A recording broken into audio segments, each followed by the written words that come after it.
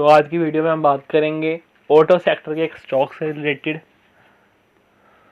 But उससे stock से आने से पहले भी मैं एक बात कहना चाहता हूँ, सॉरी, क्योंकि ये वीडियो मैं काफ़ी देर पहले बनाना चाहता था बट मेरे दिमाग से स्लिप हो गया कि स्टॉक के बारे में मैंने बताना है, और उसी कारण एक बहुत अच्छी कंपनी हमारे हाथ से निकल गई। मैंने खरीद चुका था बट मैंने आज से इस कंपनी को नहीं खरीदना शुरू किया हुआ। कम से कम मेरे को इस कंपनी को खरीदते हुए 6 से 7 महीने ऑलरेडी हो चुके हैं। फेब्रुअरी में मैंने इसकी परचेजिंग करनी शुरू की थी, और सबसे बड़ा रिग्रेट मेरा इस कंपनी में ये है कि मैं इसमें इनफ परचेज कर ही नहीं पाया। मतलब अगर जैसे मैं किसी कंपनी में अगर 5000 डालता हूँ तो इस कंपनी के अंदर कुछ मैं 100 ही डाल पाया। ठीक है, सो ये एग्जांपल ही दिया। वैसे मैंने अगर देखा जाए तो सिर्फ 20 जितने मैंने पैसे इस कंपनी के रखे थे तो उसका सिर्फ 10 to 20 5 to 10% ही मैं डाल पाया। ये कंपनी मेरे हाथ से निकल गई। उस टाइम में थोड़ा कैश क्रंच था मेरे पास, बट जब कैश का फ्लो मेरे पास अच्छा हुआ तो मैं इस कंपनी को ख़रीदना भूल गया और ये मेरे हाथ से निकल गई। बट जहाँ से मैं इस कंपनी को ख़रीदा हुआ वहाँ से लेकर अब तक मेरे को इस कंपनी के अंदर 60-70% का रिटर्न था। बट अब जब मार्केट कुछ दिनों से थोड़ी थोड़ी गिरनी शुरू हुई है, मार्केट गिरनी शुरू हुई है, कंपनीज का बिजनेस नहीं। ये हमेशा याद रखो। कोविड के टाइम पे हमने क्यों डर रहे थे? क्योंकि उस टाइम पे बिजनेस बंद हुए थे, फैक्ट्रीज बंद हुई थी, बिजनेस दुकानें बंद हुई थी जहाँ से माल बिकता है, फैक्ट्रीज बंद हुई थी जहाँ से माल बनता है। जिन्होंने खरीदना वो लोग घर पे बैठे थे, तो इसलिए हमने तब हम डर रहे थे। बट अब क्यों? अब तो सब कुछ बिक रहा है, फैक्ट्रीज में माल बन रहा है, खरीदने वाले खरीद रहे हैं और लोग ऐसे डर रहे हैं। सिर्फ वो स्टॉक गिरा है, कंपनी का बिजनेस तो पागल तरीके से चल रहा है। तो हमेशा कहना चाहूँगा, जब भी शेयर्स गिरे उसके पीछे का रीज़न जरूर देखो। शेयर्स गिर रहे हैं ना, बिजनेस तो नहीं गिर रहा। बिजनेस गिर रहा है तब डरो, शेयर्स गिर रहा है तो खुश हो और पैसे तैयार रखो नया माल खरीदने के लिए। क्योंकि आज मैं बहुत खुश हूँ क्योंकि बहुत ये पूरा हफ्ता शेयर्स अच्छे खासे से गिरे और हमने अच्छे तरीके से बाइंग की। इतने अच्छे तरीके से हमने एवरेज डाउन किया अपने शेयर्स को। तो शेयर्स के बारे में मैंने आपको बताया था न्यू एक वो वीडियो में, जो भी 2 वीक्स पहले बन चुकी है। तो इस वीडियो ज़्यादा लंबी हो जाएगी वीडियो, तो सबसे पहले इस कमाल के शेयर के ऊपर आते हैं। बाकी बातें फिर किसी और दिन करेंगे। तो 7% के तकरीबन याद कंपनी बढ़ गई। अचानक ही मेरा ध्यान गया, कुछ न्यूज़ पढ़ रहा था इस कंपनी के बारे में, तो मेरे दिमाग में आई बात कि ये कंपनी तो रहेगी पता नहीं। तो 60% के करीब प्रॉफिट है और 60% का प्रॉफिट हम लेके बैठे हुए हैं। बट अभी भी देखो कंपनी सिर्फ 15 के पीई पे चल रही है। नहीं तो अगर ये 6-7 महीने में कोई कंपनी 60% 70% का प्रॉफिट दे देती है ना, तो वो कंपनी का पीई भी 30, 40 या 50 के करीब होता है। बट 15 का पीई क्यों है? इसका हमें क्या देखने को मिल रहा है? अगर थोड़े नूब लैंग्वेज में बात करें तो जिनको इतना कुछ नहीं पता, तो अगर अभी भी आपको 15 का पीई देखने को मिल रहा है तो मतलब कंपनी लगातार ग्रो कर रही है। ठीक है, बट शेयर बढ़ रहा है, बट कैपेबिलिटी भी कंपनी की और बढ़ी जा रही है। जितना कम पीई होगा ना उतना अच्छा है। ठीक है, 35 के ऊपर हम रिस्की मानते हैं, बट ये अभी भी 15 का है 60% का रिटर्न देने के बाद। और मैक्स अभी भी ये कंपनी 1200 जाएगी ना, इजिली 1200-1300 जाएगी जो लेवल्स हैं, और उसके बाद sky is the limit. Okay, तो थोड़े बहुत फंडामेंटल्स देखें तो रिवेन्यू तो अच्छे तरीके से ग्रो कर रहा है।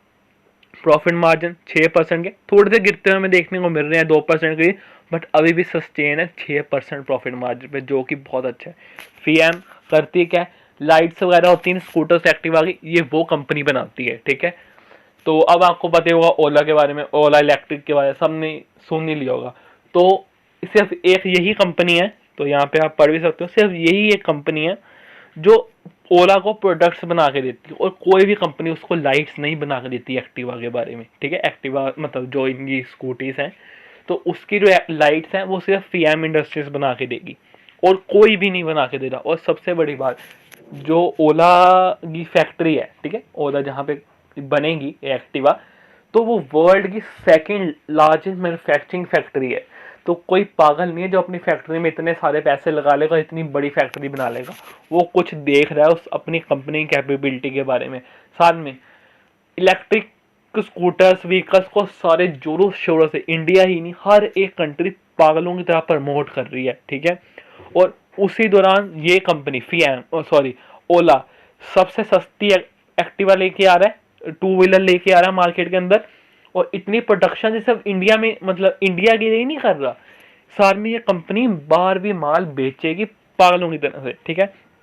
इंडिया सबसे सस्ती स्कूटर बाहर माल बेचेगी सबसे ज़्यादा, सबसे बड़े प्रोडक्शन की फैक्ट्री सेकंड नंबर पे आती है। तो कोई पागल नहीं है इतने पैसे लगा के बैठा, उनको भी कुछ दिख रहा है, गवर्नमेंट्स पुश कर रही हैं इनको, मतलब सारे ओट्स इनकी तरफ है। ये तो ओला की बात होगी। अब ओला का इतने सारे प्रोमिस, मतलब इतना कुछ है कि बार माल जा रहा है अच्छे तरीके से, इंडिया में बिका जा रहा है, सबसे बड़ी फैक्ट्री है, ठीक है।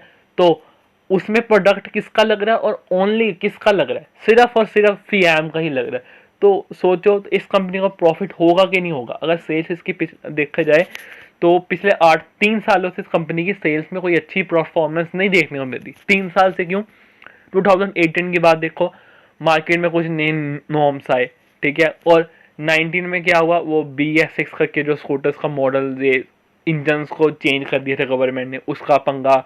20 में कोविड आ गया और वैसे बाद शेयर्स गिर गए, मार्केट बंद हो गई। 2021 में दोबारा मार्केट चलनी शुरू हुई है और मार्केट के साथ शेयर्स भी चले और इनकी बिजनेस भी चला है। और अब तो जैसे इलेक्ट्रिसिटी में आपको पहले कहता हूँ, इलेक्ट्रिक व्हीकल्स को प्रमोट किया जा रहा है, इंसेंटिव्स दिए जा रहे हैं। और फर्स्ट नंबर की होंडा में भी हीरो आती है मेरे हिसाब से जो, और सेकंड ऑटोमोबाइल में आती है 2 व्हीलर्स में, तो वो भी इसका ही कस्टमर है।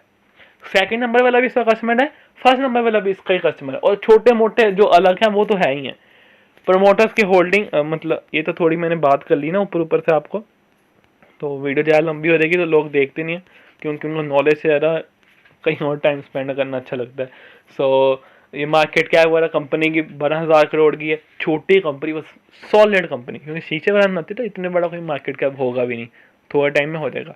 100 करोड़ का डेप्ट है, 55% का यहाँ पे 45 करोड़ का, तो तकरीबन 50 to 55% का यहाँ पे कंपनी के अंदर हमें डेट देखने को मिल रहा है। 66% की प्रमोटर्स की होल्डिंग। प्रॉफिट ग्रोथ, सेल्स ग्रोथ क्यों नहीं यहाँ पे हमें देखने को मिल रही, उसका रीजन मैंने आपको बता दिया। सब कुछ इतना अच्छा कंपनी के अंदर, प्रमोटर्स की होल्डिंग अच्छी है, बुक वैल्यू अच्छी है कंपनी के पास, डेट भी कोई ज़्यादा नहीं है उसके बिजनेस के हिसाब से, कैश भी कंपनी के पास बहुत अच्छा है, सब कुछ अच्छा है। और अब एक ऐसी चीज़ जिसको देख के आपका मन करेगा कि शेयर्स को अभी खरीद लें चाहे मार्केट बंद हो गई है। तो ये हम आ गए कंपनी के चार्ट के ऊपर। एक बार कंपनी का चार्ट देखो, मतलब इसको देख के मतलब कहते हैं ना मुंह में लड्डू फूटा वाली बात। इतना शानदार चार्ट, इतने अच्छे फंडामेंटल्स के साथ बिजनेस मॉडल समझा चुका हूँ आपको क्यों इतना अच्छा है कि आंखें बंद करके बाय, और ऊपर से सोने पे सुहागा चार्ट्स। इतना शानदार चार्ट देख के मतलब मज़ा आ जाता है। बट मुझे बहुत रिग्रेट होता है कि मैं उस टाइम पे अपनी क्यों नहीं इस कंपनी को अच्छे से पहचान पाया और मैंने पैसे क्यों नहीं डाल पाया। तो बहुत ही कम था ना, मैं 5-10% के सिर्फ के करीब मैंने अपनी जो बाइंग की, बाकी सारी बाइंग रहेगी। और अब मैं 60-70% के प्रॉफिट के अंदर बैठा हूँ और अभी भी डबल 200-300% मैंने अपनी जो टारगेट रखा हुआ है। तो सोच रहा हूँ कि थोड़ी सी और बाइंग इसमें कर लूँ, चाहे 60% प्रॉफिट है तो थोड़ा एवरेज अप करना पड़ेगा मुझे अपना।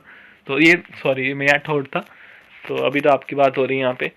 तो ये कंपनी चार्ट देख के, किसी को थोड़ा भी चार्ट के बारे में पता होगा ना, उसको देख के वो पागल हो गया कि कितना शानदार कंपनी का चार्ट है, ठीक है। लिटरली बता नहीं पा रहा मैं कितना मजेदार इसका चार्ट देखने को हमें मिल रहा है। मतलब कितने अच्छे तरीके इस कंपनी के बारे में पागल बनाया गया है। पहले वॉल्यूम्स हल्की हल्की बीच में वॉल्यूम्स सारे में ड्राइड आउट हो रही है कि हाँ बेचो बेचो तुम लोग बेचो। छोटे हाथ से हमेशा पैसा निकाला जाता है, क्यों? देखो जो अमीर है, जैसे तो जब मार्केट गिरती है ना उस वक्त पे सारे जो छोटे इन्वेस्टर, रिटेल इन्वेस्टर्स होते हैं, वो इसलिए मतलब बेचते हैं ना शेयर्स को। और उनको खरीदने वाला कौन है? बड़े इन्वेस्टर, बस करोड़ों रुपये है, वो क्यों पागल है कि खरीद रहे हैं? क्योंकि यही तो ट्रिक होती है, छोटे लोगों के हाथ से, स्मॉल इन्वेस्टर्स के हाथ में से पैसा, जो शेयर्स है ना वो गिराए जाते हैं, निकलवाए जाते हैं। और बड़े हाथ जो नीचे उनके पकड़ के खड़े हुए ना, गोदी बना के खड़े हुए, जो बड़े शेयर्स, बड़े कैपिटल वाले लोग, वो अपने हाथ को जोड़ के खड़े हैं कि जो छोटे लोग जो है ना वो अपने शेयर्स को गिराएं और वो छोटे ही रह जाए और हमारा पोर्टफोलियो जब वो और बड़ा बनता जाए। तो प्लीज़ ऐसे नहीं करना चाहिए आपको। कंपनी अच्छी पड़ी है ना तो शेयर गिरा, बिजनेस तो नहीं गिरा ना, उसको ना बेचो। मतलब इतने शानदार बिजनेस मॉडल्स आपको, इतने अच्छी अच्छी कंपनीज बताई हैं, फिर लोग उनको बेच बेच के निकली जा रहे हैं। क्यों भी मतलब जितने अभी जो कंपनीज बताई थी वो 10-20% करीब गिरी हैं, बट मैं शर्त कह सकता हूँ हल्की सी, सबको पता है अनसर्टिनिटी मार्केट्स में कि कितने सारे रीजंस हैं जो मार्केट गिर रही है, ठीक है। वो जो रीजंस है वो भी वैलिड है, ठीक है, गिरनी चाहिए, इतनी ओवर वैल्यू हो चुकी है, ओवर वैल्यू नहीं कह सकते, पिछले साल 1 साल के अंदर इतने अच्छे रिटर्न मिल चुके हैं, तो कुछ तो प्रॉफिट बुकिंग होनी थी ना, तो क्यों बेच रहे हो, मतलब अभी भी बहुत मजेदार है।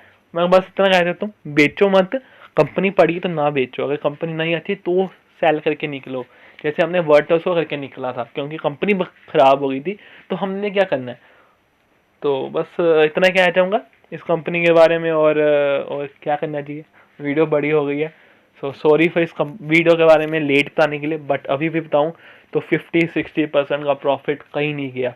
50-60% तो कैप है ना, मतलब कम से कम इतना, मतलब ऊपर जाने is a skies is a limit, ठीक है, कोई लिमिट नहीं कंपनी की, जो मिनिमम मैंने बताया वो 50-60% है।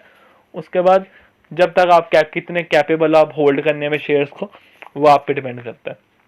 So that's it, thank you for watching this video, till then good bye.